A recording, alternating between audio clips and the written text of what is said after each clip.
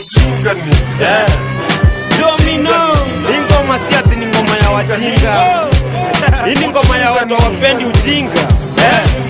Unaweza ziambia Kibaki anywe moho ama upate shipi homework. Hizo mimi nazitanga ujinga. Anaitwa Davison Mongari. Babjijo, hii ndo jina natafutia unga.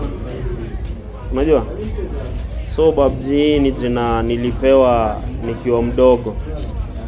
Ya nimegrow nikitoa Babji. Nikasema hii jina inaweza kuwa brand. Nayo Mr. Talk and Do. So far nimeimba sana but zile nimetoa ngoma moja tu. Inaitwa ujinga ni pata na HIV. Kuniekea sura ya kazi na uko jobless hauna kazi. Kupa ikamba ya kujiwanjiru alafu na dai change mwangu. Most of the time ni my situations, and then kuna zile ngoma zinakaa mkiwa kwa bafu unazijua, like una feel using hizo bado nafanya, but actually mimi naandikanga na ma punchlines. So punchline moja ikikuja na idea nzuri ngoma inaishi. Number one manze, kujibrand ni ngori. Kujibrand azin wasee wanajua ule msee amemba kwa hiyo ngoma hata kabla una video ni Babji. Hiyo ni no.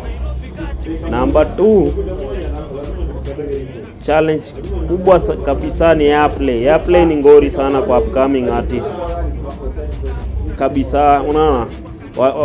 Mnacheza sana maoga na mabongo, mnasahau hapa mahali mko kuna wasanii, unaona?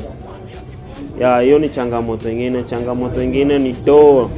Hii kitu inataka do. Najua ndo vibe poa hivi lazima ni do, unaona? Yaani usanii ni gharama. Ndo nasema ingekuwa mnacheza actually tungekuwa tukofaa sana. Cause unajua through airplay ndo unapata wasee wanajua ngoma za wasee, unaona? So wasee wakijua ngoma za wasee ndo wasee wanapata mashow, downloads, unaona? Yeah, airplay inasaidia sana. Cause unajua it's only in Kenya that upcoming musicians kutoka Nigeria hapa Kenya they are very big. Yeah. Nijaribu na middle finger kufikiria DNA wa flow.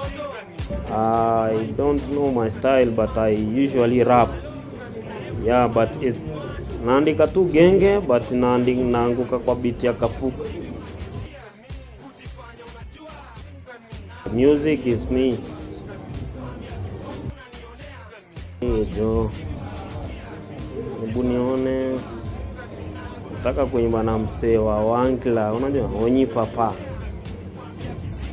Ndo nifusio Wangla na nionyesha wasee bado naweza flow na beat ya Wangla, unaona? Yeah.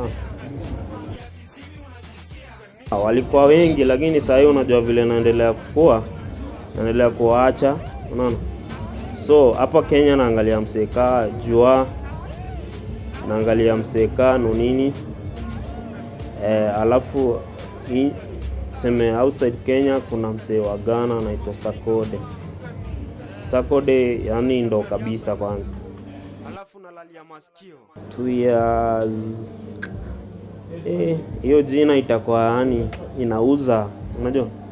Yeah, nitakuwa talk of the town cause projects zinakuja zikikaa, unajua? Yeah, so 2 years nitakuwa nimegrow sana musically, unaona? Yeah.